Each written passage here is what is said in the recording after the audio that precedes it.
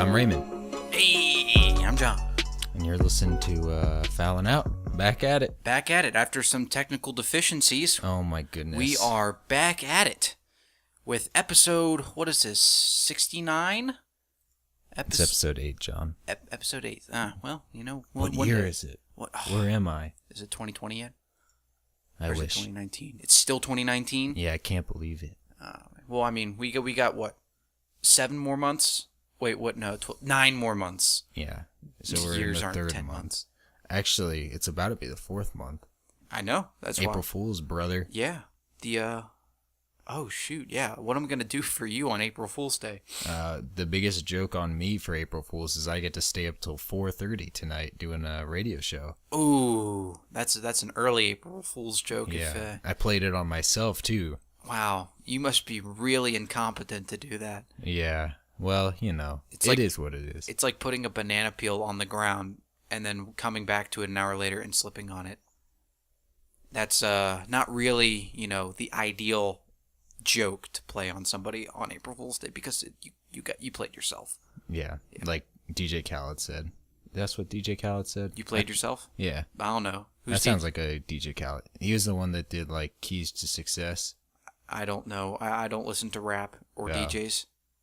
Well, I read books like a cultured classical John, shut scientist. Up. I literally saw you playing Clash of Clans. Nary 30 seconds ago. I drink out of Erlenmeyer flasks. That's how cultured I am. That sounds like you drink chemicals and have been poisoning your body for years. Who cares? I mean, the water's the government lies to you. The water's actually blue, like a dark blue. And it bubbles, too. All right. That's what water is. Why don't we talk about something that maybe we have a little bit more expertise on? Like what? Sports. Ah, yes.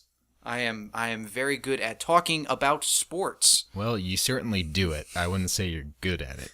Well, I mean, this is why the people come here to listen. They probably come here to listen to about 2 dumb people or at least 1 smart person and 1 dumb person talk about sports, and then they comment in the comment section and be like, hey, these guys are completely dumb. Why am I wasting my time? Hey, don't sell us so short. Yeah. We got some redeeming qualities. Yeah, I know. Like our sponsor this week, which is still don't have a sponsor, John. You can't just say that and then like hope that it'll be like a sponsor. Like, I don't have one. I'm sorry. Well, you know what? All the famous YouTubers have one. They got like Honey. They got like Honey? Audible. I've heard of Audible. I mean, they've got all these sponsors and stuff. We gotta like set ourselves apart by being like the other YouTubers. Oh my God. Yeah, I mean, you make a valid point. It sounds like a good plan to me. Logic. I got a plan for you. What's your plan? Tell me your plan. For this episode, we start off by talking about a little March Madness, as you would.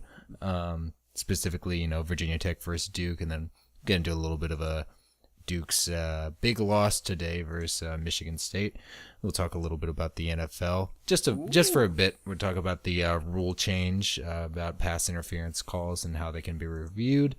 Then we'll talk about baseball. Baseball started back up this week, so we got to talk about that, Put me in, coach. I'm ready to play. Then we'll round it out with, who fouled out and 3 big questions. So why don't we get right into it? All right, let's get right in. Like, we're diving in. Yep. This isn't the kiddie area right now. Nope. We're done with the intro. We're done with the kiddie pool. We're getting into the 4 feet deep section. That's the real man section. Whenever I'd go to the pool, the 4 feet deep section, that's where I'd have the basketball hoop to play pool basketball. That was where all the cool kids hung out. They still hang out there. Yeah.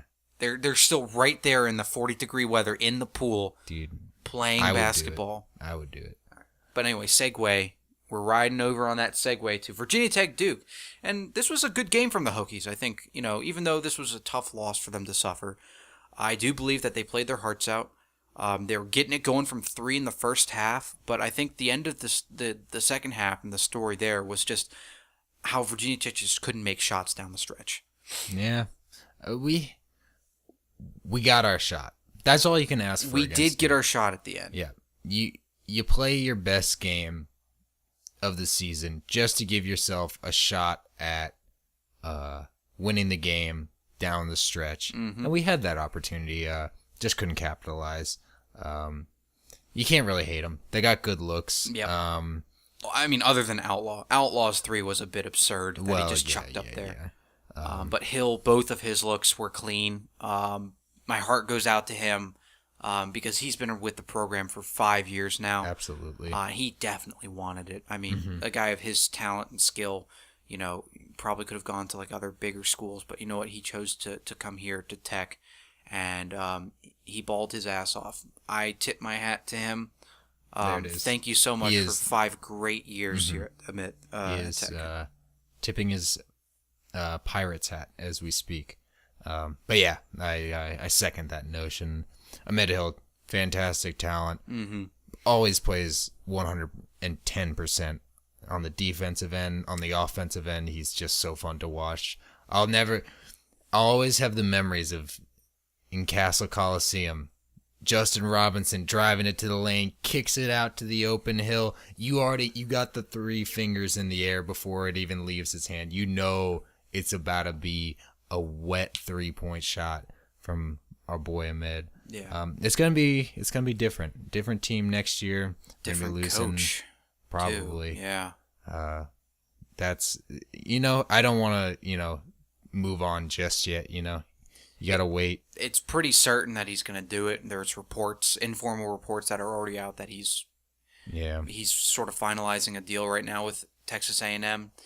And this is what Buzz Williams does. He did that at Marquette, and he's probably gonna do it here at Virginia Tech too.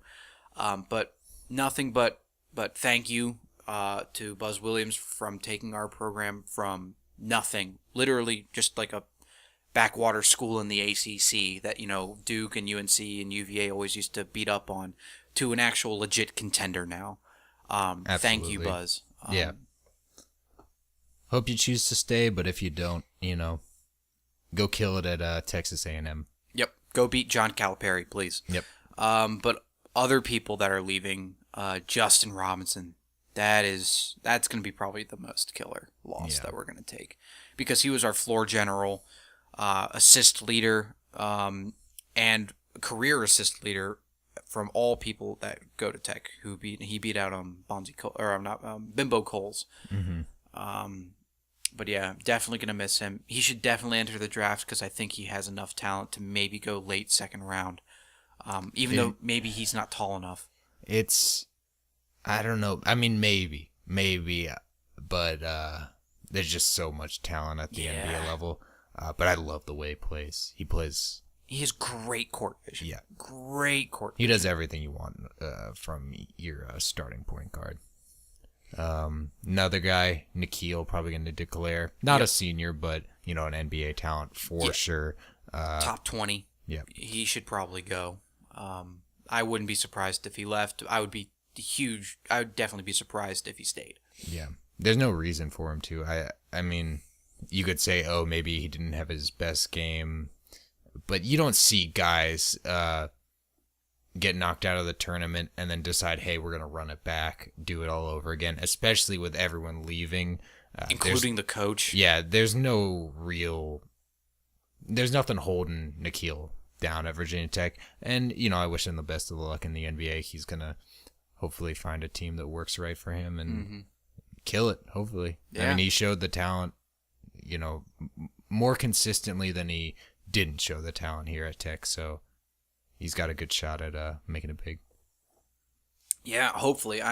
Best of luck to him and whatever team he ends up on. Hopefully it's not the Lakers or the Knicks or any of those cluster fricks. Those are PG-13. Hey, this is a Christian Minecraft server here. You can't curse. But yeah, overall good game. Zion was just dominant in that game. I can't believe they didn't give the ball to him more, because every time he got the ball in the paint, he just cut through 2 defenders and got right to the rim. I also got to give a shout out to Outlaw though before the end of the game. Even though he was on weed before the game, a weedsman of himself. But also another senior is going to be leaving. Wish him the best. Absolute marksman. Yeah. 46 or 47% from 3 this season. Just crazy Unreal. Good. But with Zion, the game plan was very clear. Leave Trey Jones from wherever he wanted, double Zion in the paint. And, this is why Zion is a generational talent. we consistently doubled him. And he shot, what did he shoot from the field? 70%, something like that. Put up, like 20? 11 of 14 from the field. He played all 40 minutes, 1 of 2 from 3 as well, and he had 23 points. Yeah, so, like, what are you going to do? You can't bring 3 guys to guard him. No. Like, and then Trey Jones made us pay for leaving him alone. But I like the game plan. You have to do something to slow down Zion. Like, you can't just leave him one-on-one. We don't have a guy. No one has a guy that can guard Zion one-on-one. I will give credit to Trey Jones, too. He really stepped up because I remember when he played against us the first time, and he was just absolute trash. Mm-hmm. They had to rely on Cam Reddish a lot to get the job done. But Cam Reddish didn't play in this game. So it was very crucial that somebody had to step up from beyond the three-point line, and Trey Jones was their guy. So, good on him for getting it done. For Tech's game plan, other than the Trey Jones thing, it went really well. I mean, you can't blame him for the way that Zion just forks his way through the paint and stuff and just dunks over everybody. I mean, I think we had a solid defensive game plan, and in the end, we just couldn't make the shots when they mattered. Yeah, and like I said, I think it was last week, what it would take to beat Duke. And I said a little bit of luck and some Hill and Outlaw threes. And you look at the end of the game, a missed Outlaw 3, a missed Hill 3. You just didn't get the luck on the open look at the end there. So that's the difference in the game. Speaking of that Duke luck, the UCF game, they got lucky. They got hella lucky in that game. Virginia Tech, they got hella lucky against us too. But their luck ran out against Michigan State today. Oh boy, like that game was tight from the get go. I think Michigan State had a maximum lead of 10 points at one time. Yeah, I think no one led. I don't think anyone led by double digits at any point. I think Michigan it was pretty close. Yeah, led by 8, 9, and then Duke also led by 8 or 9 at one point. But yeah, a very close game. Back and forth all the way down the stretch. Mm-hmm. Oh, we didn't watch the entire game, though, but I mean, those last, 3 minutes, wow. Those were crazy minutes. I mean, Michigan State, you have them going down, and Cassius Winston is just, he's the equivalent, he's like the Justin Robinson of their team. Yep. So good. Knows where everybody is, can get everybody the ball. Eventually, he gets the ball to Goins. He shoots it open. He's wide open at the top of the key. Hits the go-ahead 3 that puts the dagger in Duke's hopes. Because Duke at that point was up, I think, 65 or 66 to 63 or 66 to 65. Yeah, they were up 66 to 65. Mm-hmm. And Goins hits that go-ahead 3 to go up by 2. And now Duke is sort of screwed. They're down 2. They do have the ball, with the last possession and all. But I mean, they sort of fumble their chances away. R.J. Barrett misses a free throw. And I don't understand how you don't get the ball to Zion there. Like, I don't care. Like, obviously, Michigan State's going to be trying to deny Zion the ball. Coach K has to figure out a way. They have to have a prepared play to get Zion the ball in the post because it's like a guaranteed bucket. It doesn't matter how many guys you bring. He can get the shot up, and he'll make it more than he misses it. Yeah, he was in the wrong place at the wrong time. He was outside the three-point line during the final possession. I don't understand that. You know yourself. You know that you are invincible in the paint. You are 285 pounds, and Michigan State doesn't have a guy that can go up against you like that. You know you can drive, and the way the refs have been officiating Duke, you will probably get a foul call, which R.J. Barrett did get. Mm-hmm. R.J. Barrett got a foul call. That was not a very good foul to be called, because R.J. Barrett initiated the contact. Michigan State guys, they went up vertically. I did not see a foul there. I saw a clean defense, but I mean, you can say conspiracy theories all you want. Ball don't lie. I'll tell you that. In the end, ball does not lie, and I mean it really hurts when you don't shoot well from the line and you don't shoot well from 3, because in March Madness you need guys who can shoot well at the line and shoot well from 3, which is what we're seeing in Auburn and what we're seeing with UVA. UVA has guys that shoot it well from 3 and from the line, and Auburn can light you up from deep. So Duke they inevitably had to pay the price for that. And I mean, I'm glad, in a way I'm sort of glad that they paid the price, because first of all, they didn't deserve to beat UCF. They did not deserve to beat UCF the way UCF played at the end of the game. To be fair, they did deserve to beat us.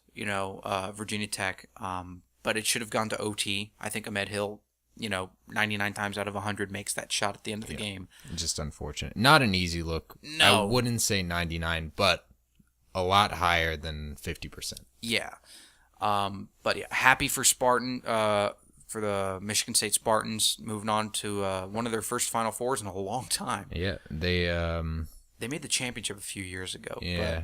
For them, it's kind of been like UVA, where they've always been pretty good, but haven't been able to make a deep run in the playoffs or in the bracket recently. They've had like the monkey on their back too, because like they lost to that 15 seed Middle Tennessee State a few years ago when they were 2, and I picked them to win it all, and they lost in the first round. Same thing, yeah, for me. Oh, that blew. But I mean, they've also played spoiler to UVA a lot. I mean, whenever Michigan State's in the same bracket as UVA, Michigan State usually beats them. Yeah. But yeah, great game, entertaining game. I'm sad I didn't get to watch all of it. I was doing other school-related things at the time. But oh my God, you freaking nerd! I'm a total nerd. But what else do we got, Raymond? What else do we got to talk about? I guess we got to talk about the NFL. Let's get into that pass interference reviewable. Rule now. So basically, the rule is that as a coach, they have challenge flags, and now they can use it to challenge pass interference that's offensive or defensive, and it can be if it's called, they can say that it shouldn't have been called, or if it wasn't called, they can say, hey, take a look at this. I think this was pass interference. And then also within the last 2 minutes, official reviews have the right to look to see if pass interference was the correct call in that case. Just want to talk about that a little bit, like whether or not that's good or bad. For me personally, I think this is a reaction. I think everyone knows this is a reaction to the Rams Saints, right? Yeah, and the Steelers Saints too, because there was a call in the Steelers game at the 2 games before the end of the regular season. Steelers had to win that game in order to have control of their own destiny for the playoffs. They were up at the end of regulation, but Drew Brees is driving down, and he passes it to a guy in the end zone. One of the Steelers guys, I think it's Hayden. I think it was Hayden that was in the back or in the end zone. Barely touches this dude. The ball's way over his head. Refs throw PI. They get it at the 1 and they score. And they completely screw over the the Steelers season on that one terrible call. I like, at the end of the day, you want the refs to get the call right. Yeah. Obviously. But man, like, this is going to slow the game down a lot, especially in the last 2 minutes. And we're already at this point with, like, we're just now getting, like, concrete rules for what a catch is and isn't. And pass interference is one of those calls that, back in the day, guys had their hands all over each other, constantly fighting for position at that, like, cornerback wide out battles. Mm-hmm. That's just how it was. And now with slow-mo and replay, you're seeing refs calling pass interference on pretty more or less nothing, especially with the rules favoring the offense. I mean, that's what everyone wants to see, apparently. Yeah. So, refs are, favoring the wide receiver position over the cornerback. I just hope that they're very discerning, and that the way these challenges work, it has to be 100% conclusive that, yes, this is pass interference, or no, this is not pass interference. I'm just worried that refs are going to, or coaches at the beginning of the year, they're going to use a lot of their challenge flags like early in games, waste them, not have them at the end of the game, and the refs aren't going to do as much as maybe the coaches are hoping for in terms of, overturning calls. But I don't know, what do you see coming of this? Well, what I see coming, first of all, is a lot more time wasted. So you have a lot more. If you're the NFL, and if you're in charge of the business of the NFL, this is great. because more reviews means more commercial time, more time that you can get more sponsors in and make more money. That's all Roger Goodell cares about. He doesn't care about the game. He cares about the NFL making money. So what this does is that it allows, a lot more commercial breaks in the first place. Second of all, it makes the game a lot longer. So it makes the game a lot more boring. This is the worst thing that the NFL, like if you're looking at the NFL from an entertainment standpoint, this is one of the worst things that you can do, because the game is already way too long. It's a 60-minute game that's over its average game time is like 3 hours 45 minutes. Mm-hmm. It's probably going to put that now over the 4-minute mark. If you combine commercials, if you combine halftime, all that extra stuff, it's probably over a 4-hour game now. Which I think it's ridiculous. You want the games to go faster. But however, I like it because there's too many pass interference calls. There's just way too many penalties now. We always talk about how basketball's changed from like the 90s and stuff when defense actually used to be like real defense. You could man up on your guy and push him around a little bit. You can't do that now with all the ticky-tack fouls. NFL's the same way. They call PI way too much. Absolutely. Way too much. They don't call offensive PI enough. But they'll call defensive PI, when a guy just like steps on the foot or like has like a hand on him like a little bit but doesn't really interfere at all. They call it way too much. The illegal contact stuff, dumb. Like why? I mean I understand like that sometimes that needs to be called. But some of like the minor like jersey grabbing and stuff, I don't really care about. Mm-hmm. And I don't think if you ask receivers that they really care about either. It's created a culture of complaining, because every time now on 3rd and long or like a long pass or anything like that, the first thing that the receivers do instead of getting up and just going back to the huddle or getting back to the line of scrimmage is they throw their hands up in the air and look for the call. And sometimes that works. It's turning into soccer, and I hate that.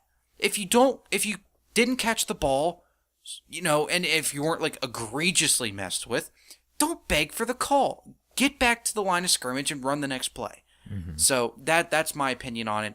In ways, I like it because they may get a chance to get it right, but the cons and the cost far outweigh the benefits of this, in my opinion. I definitely think there'll be a huge adjustment period with coaches trying to figure out when the best time to call it is. I think maybe it won't be as big of a factor, halfway through the season and going into, seasons in the future, because coaches will be like, hey, there's so many pass interference calls that could go one way or the other throughout like the course of like a game that like they're not going to waste a challenge flag on something like that when they could save it for the end of the game when it really matters. But we're definitely going to have some controversial overturns, I think, close to the end of games that are going to throw this into question. Yeah, or controversial, and like you'll have like one coach, maybe like John Gruden or something, Derek Carr throws a ball like 5 yards over this dude's head, but, and they throw a flag, but it gets overturned, and he'll be bitching about it, just like, oh, that was PI. Yeah, every time they used to call that one, and back in my day, and just like, screw off, John Gruden. He's so annoying. He's the reason why I want to see the Raiders go 0-16. Dang, what did he do to you? I mean, first of all, he killed the team. Second of all, he's annoying. And you don't like him on Monday Night Football? I mean, I used to like him a little bit on Monday Night Football. Was it Monday or Thursday? Yeah, he was on Monday Night Football a little bit. I mean, I liked him for like the stupid crap that he'd say, but I mean, like, he wasn't dumb enough to be like John Madden, where like everybody loved him because he was stupid. Mm-hmm. I mean, John Gruden's just more annoying. All right, fair enough. Yeah. But yeah, I think it will be interesting. It's definitely going to be interesting, and we'll see what comes of it this season. But let's get into another season that just started, baseball. Oh, I thought you were going to say spring.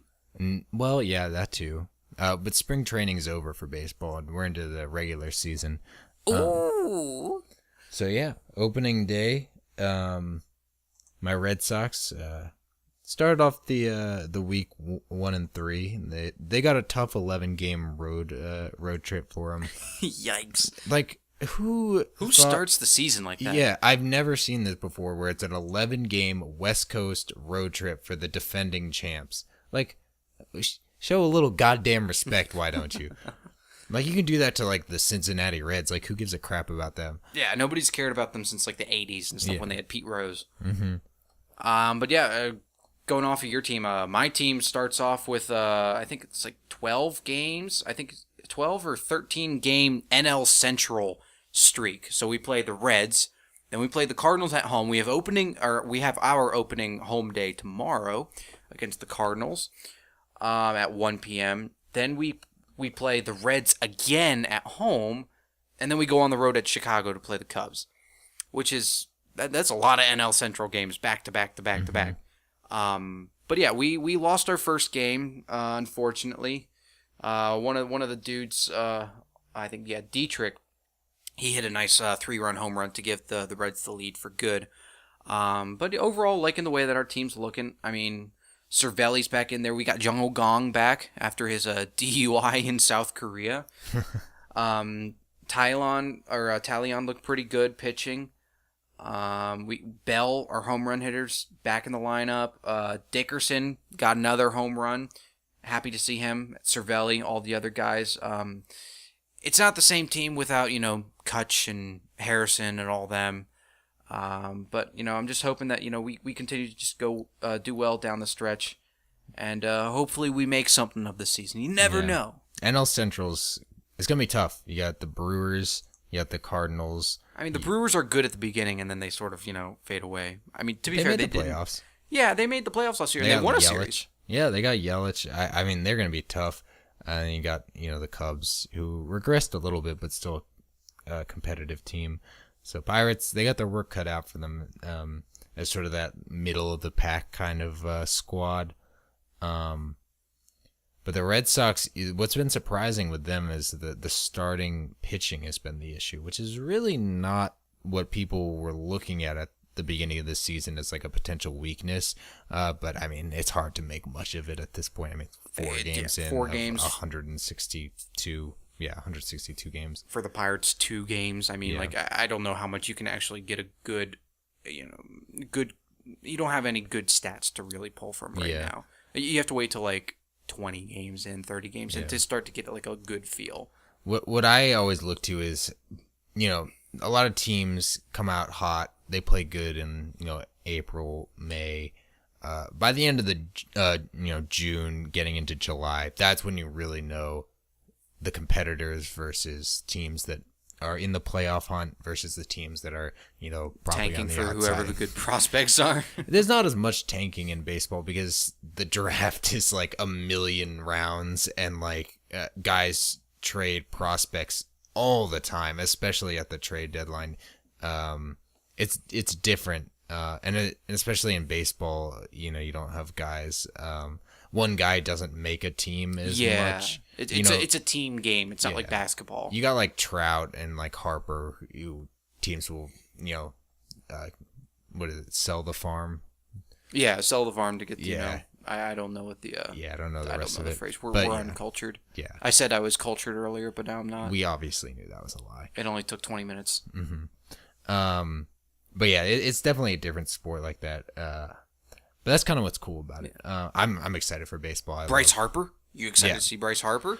Bryce Harper, I love watching the Nats, and I loved watching Bryce Harper. He's an incredible talent. I never loved him the way that I love some of my favorite players of all time, like David Ortiz, Mookie Betts now.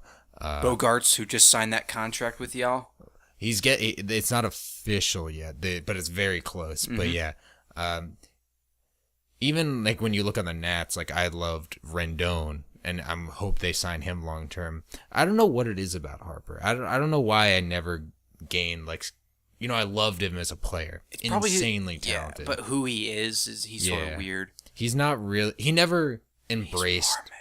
Well, right. Well, I'm not one to judge, but man, he just never really embraced the city of Washington. I mean, but nobody really does. Yeah. It's been a long time since.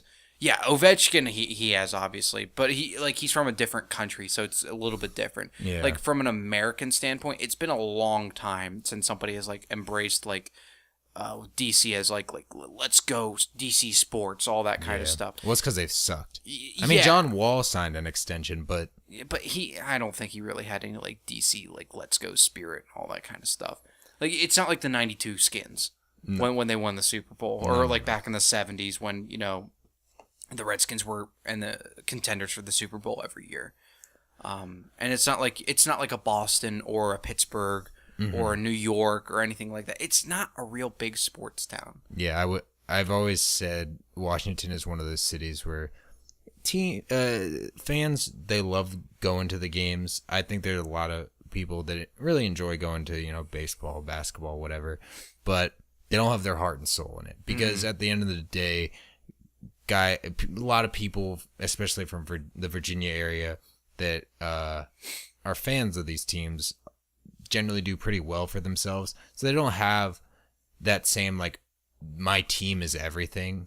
Yeah, like a Pittsburgh or blue collar or blue collar, like a Cleveland, like a Milwaukee, something like that. Like let's go see our team. Like I had a rough day at the factory, or like my boss is killing me with all this stupid paperwork. People in the DC metro area, Maryland, Fairfax, all that kind of area, they don't have a lot of those struggles and stuff. And a lot of also the tickets and stuff are really expensive. Yeah, especially at FedEx. FedEx is a joke. I will never go to FedEx Field in my life. Until Dan Snyder sells the team, I will never set foot in that stadium. I'm never giving Dan Snyder any of my money. No. He has way too much, and he's too greedy. I mean, and I'm for the free market, and I think he's too greedy. Washington sports. I honestly. As sad as like the history has been for them in the recent decades, I don't think Harper leaving is going to be something that like mars like the downturn of the Nationals. They have a lot of talent. Yeah, but they were already sort of trending down. Yeah, and like I just don't think Harper is the answer for the Nationals. I mean, clearly they built a team around him. They did their best. But they just couldn't make it work for whatever reason. Bad management, bad clutchness. They had no clutch ability whatsoever. Just couldn't get the series wins. Couldn't get one series. Yeah, and so now Harper's in Philly, already booing him. Philly fans already letting him hear it. But I mean, hey, he did hit one out of the park the other day too. So then he made up for it. Gave him a little bow. Philly fans are freaking brutal, dude. Yeah, they're awful. They earned their title of being the worst fans in sports. Like,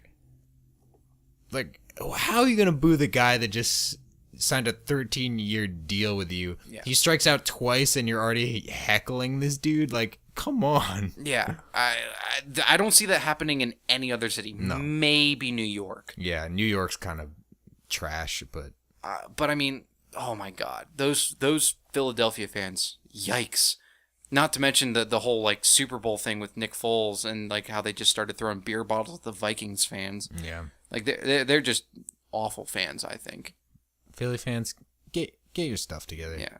But be hey, nicer. that I mean like they're sort of like like how West Virginia, fans and stuff, they burn couches and they throw batteries at the opposing They're like the West Virginia. Okay. Like Philadelphia is like the West Virginia of the NFL. That makes sense. I can live with that. But anyway, moving on. What's next? What's cooking up? What do we got? It's Who Fouled Out. You already know it. My favorite section. Why is it your favorite section? Because it's Who Fouled Out. I came up with the section. Also, John, you yelled into the microphone so loud that you peaked the audio. You goddamn degenerate. Oh man, it's okay. Well, I'll fix it. I'll edit this part out. Actually, no. We gotta let our fans. I wasn't gonna edit it out. I know exactly because we're lazy fucks. Yeah, I'm a lazy piece of shit. But hey, we gotta show our fans and our listeners how dedicated we are by screaming into the mic. At random good intervals. Point. Good point. I'll let you go first with Who Fouled Out. All right, turn a little bit. All right. Yeah. So. Obviously, for me, it's a little bit of like a conglomeration of something that happened this past weekend in March Madness. So if you guys tuned in to watch the Purdue-Tennessee game, it was a tight one. I mean, Carson Edwards was going off well, I think he finished with like 42 points in that game, and Tennessee had a massive like 18-point comeback in the second half. But then at the end of the game, Tennessee's up 2. Carson Edwards gets open in the corner. Lamonte Turner runs to try and contest the shot. Grazes his hip on the way down after Carson Edwards kicks his leg out, and they call the foul on Lamonte Turner. I just think that that's a terrible thing to do to a team. Tennessee ends up losing the game in OT because Carson Edwards, first of all, misses his first free throw, but makes the other 2. A little bit. Ball lied a little bit. Yeah, that just ripped the game away from Tennessee. And I hate officials getting involved in last-second calls like that. At first, I was sort of like a proponent of call the game as it is, but that wasn't a foul. That was offensive-initiated contact, and that should not have been called. I disagree that it was offensive initiated, but I do agree it was a really, really weak call that I think has been brought on recently with like injuries, with guys landing awkwardly. Yeah, like a Kevin Ware. Well, Kevin Ware was a freak incident. He didn't actually. Oh yeah, that was run sort into of a layup. It was like he like landed and then just like it was just Yeah, weird. it was just But like I was thinking more like recently Kawhi Leonard, Zaza Pachulia, like 2 years ago, Zaza closing out hard on him and Kawhi Zaza's landing weird. dirty. But Yeah, and I don't think what the Tennessee player did was dirty at all. It's just something that's more in the mind of the officials in recent years, and they're looking to call it more. But yeah, again, kind of a weak call. You get back to it. Yeah, but then back to Purdue, they play Virginia in the Elite Eight, and UVA at the end of regulation, down 2, hits this sick 2-pointer. They just throw it into Diakite, and as he catches it above his head, turns and just shoots it like just completely weirdly, and it goes in. And Virginia ends up winning the game in overtime. So, I mean, you get your just desserts in the end. We saw that with Duke against UCF, and Virginia Tech get its just desserts against Michigan State. And we saw that with Purdue against UVA. So maybe UVA will get their just desserts against Auburn, and maybe Auburn will just shoot the lights out of the whole place with the 3-ball. Who knows? Yeah, That's who the way it knows? seems to go in March Madness. But who fouled out for you, Raymond? Well, you mentioned with Duke getting their just desserts, and I gotta agree with you.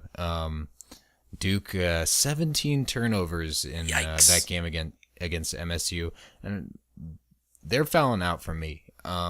When obviously not including their first game against UCF, against Virginia Tech, 2 teams that are certainly less talented than what Duke has. There is no team in college basketball this year that had more talent than Duke.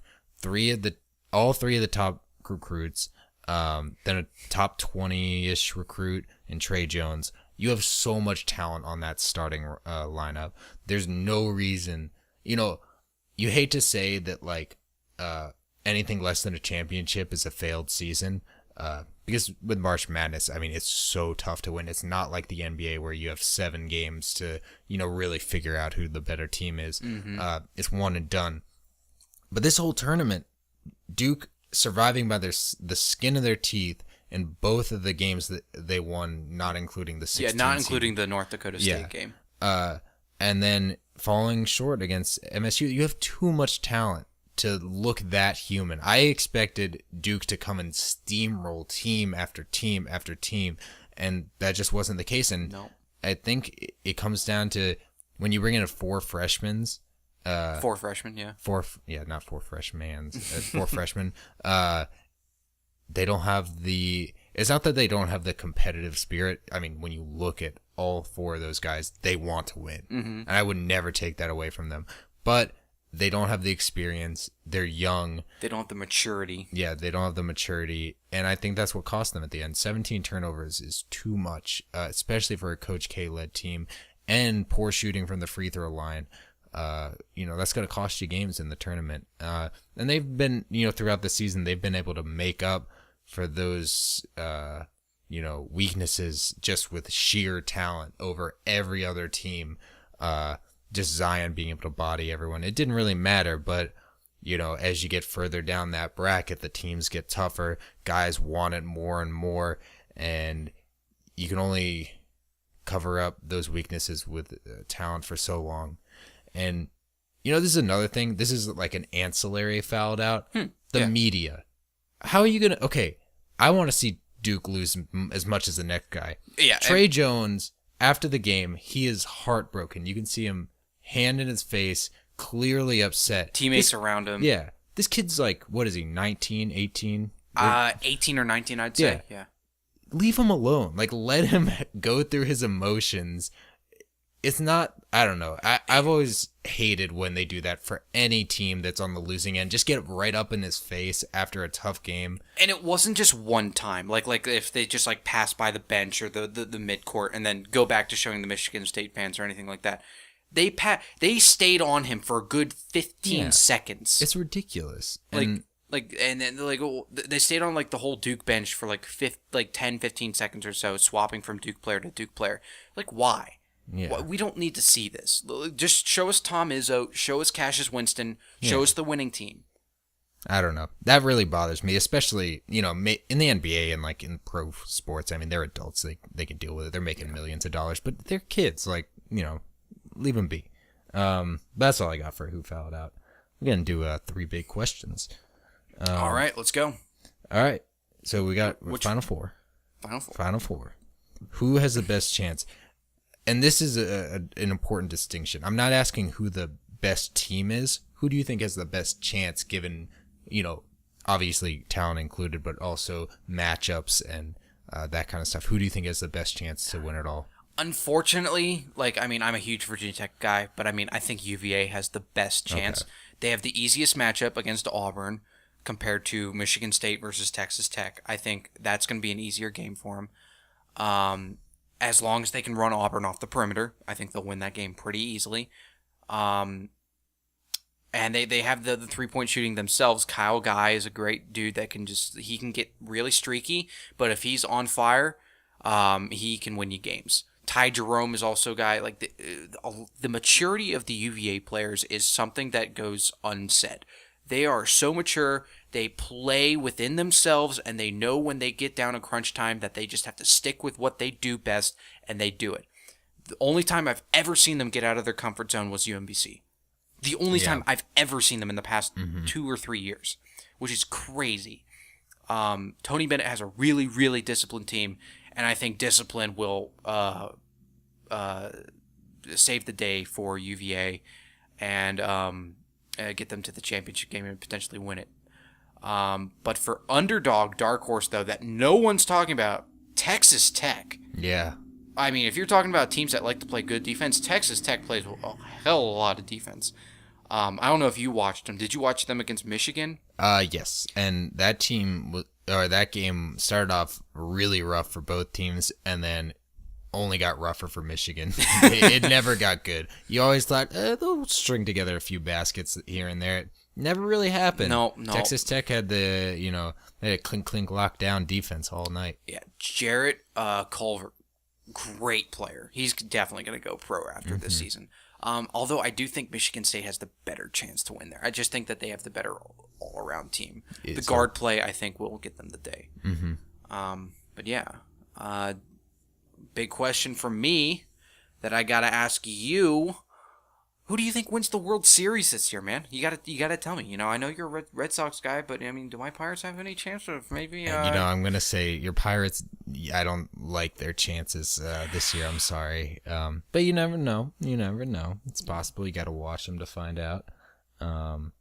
Man, like, there's so many teams in the AL that I think really have a shot. Look at the Red Sox, obviously. Chance to repeat. They sort of ran it back with all their main talent. Yankees, again, another team that has a lot of talent on that roster. You also look at the Astros. Astros, another team that is just stacked with talent. They have the poise. They've done it before. Those 3 teams, they were like, the top last year, and I think they're going to be at the top again. And it'll come down to ultimately who's rolling come October. Yeah. You see anybody else come out of that AL West? I know the Mariners look pretty good to start the season, 5-1. I'm not really ready to pass judgment on the Mariners yet. All right. what I've seen from what I've that one series, but again, one series, it's hard to say what they'll actually look like come June, July. In the NL, man, I don't see any team that really can compete. If personally, I mean, Phillies. I like Harper is great, but I don't see them as an elite team just yet. Brewers is my pick, honestly. Yeah, they have good fielding. They have good pitching. Segura's, I think, still on that team. Lorenzo Cain also. You know, he had that home run saving catch too. I love that Brewers team. I think they are my favorite to make it out of the National League. More than the Dodgers? Yeah. If the Dodgers make it back to another World Series and lose, I'll be really sad for them. I don't see any of these teams really being able to compete with the top three in the American League. But again, baseball is a funny sport. It's harder to rank talent. Talented teams don't always succeed in baseball. So we'll see. But my pick, if I had to choose one right now, I gotta stick with what I know. I gotta stick with my Red Sox. Well, that's fine because I can stick with my Pirates. We're gonna win it all. I'm telling it right here. 500 to 1 odds. Let's go. Let's go. 500 to 1. Oh, geez. The world against us. 7 billion people against the Pirates. But all we're of gonna win them. All of them. They're That's coming what at us saying with in the pitchforks and torches. We're gonna get them. We're gonna slam them home and we're gonna strike them out. Yeah. That's what we're gonna do. Catch register gone forever. You go. Yeah, you gone. I'll see you in October. All right. I'm going to save that clip for later. I'm going to play it back to you in October when the Pirates are like 70 and 92 or whatever. Oh, wow. Okay. Or not October. That'll be like in like July. You mean when they're 181 and 1? Yeah, what? Oh, yeah, because they're 1-1 right now. It's like, why would you choose them to lose one game of all? I understand now. Do you, though? We are that good. We lost the first game, and then we're going to go on a 181-game win That streak. would be very impressive. Yeah. But, yeah, I think that's all we got. Whoa. Dude, whoa. Have you forgotten how to count, man? What, 3 big Two questions? questions. Oh my. You got one more question. Oh, my God. I'm an accounting major, and I forgot to answer a question. Oh, no, I just forgot that there's 3 instead of... Seems as though you have a tenuous grasp on the English language. Well, you know what? I'm an expert in bird law. There you go. You know, if you ever need a case done, or if you ever end up in bird law, I'm going to litigate your ass to death. Oh, my God, are you okay? I hit my mic with my beak because I'm a bird. Oh, my God. He's got wings. He's spreading his wings. Yeah, I'm laying crow eggs for fight milk. There you go. You're getting all the references. Yeah, even though I don't watch the show, just the YouTube clips. Yeah, that's what you do for every show. Game of Thrones, just watch all the... What is wrong with you? Many things. My doctor says that I had... He told me to come into the office the other day. Yeah. And he said, John... Yeah. I've got bad news and I've got worse news. No, wait. You messed up the quote already. I've got good news No. He said no. It's a real diagnosis. Oh, Raymond. okay, my bad. He said I have bad news and I have worse news. All right. And he said, all right, doc. I told him, all right, give me the worst news. And he's just like, John, you have AIDS. No. And I'm just like, damn it, no, this can't be happening to me. I'm too young. So I'm just like, all right, doc, what's the bad news? And he's just like, John, you have dementia. And then I responded to him, well, it could have been worse. It could have been AIDS. Oh, my God. What does this podcast become? It's become 3 big questions, dude. We have to answer this last question. I have to ask it to you because there's 3 big questions. We've only done 2. All right. So, oh, my God. My final big question to you. What would need to happen to have the pass interference review rule changed? I think that it would take multiple, and I'm talking like 4 in like a 4-week span towards the end of the season of just heinous calls by the refs that it has everyone up in their arms. It has some playoff implications because if it happens at the beginning of the season, I think we saw with like the new sack rules where everyone was getting really upset. Oh yeah, and they were dumb. Yeah, and then they sort of backed off and were like, all right, we need to fix this, and it wasn't as much of a problem later on in the season. Only a couple bad ones, as opposed to like 2 or 3 every week. Clay Matthews getting called every week. Yeah, I think it's a very temporal. It needs to be at the end of the season, because if it's at the beginning, and people will forget about it.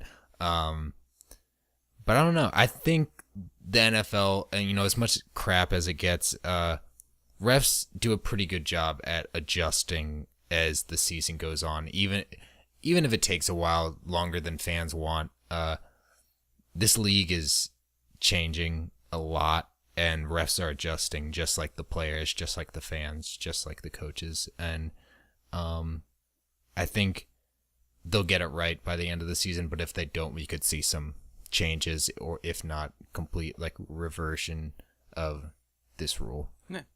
Fair. Good answer. Good Thank answer. you. I like that answer a lot. But now I think that's all that we have to offer to our listeners. Do you think so? I think this is it. I apologize greatly for John's behavior. But aside from that, I think we'll leave it at that. Thanks for listening, guys. We really appreciate it. We'll see you next week. Yeah, then. We'll see you next week. Thank you for tuning in. Have a good one, guys. It's Foulin' Out. See ya.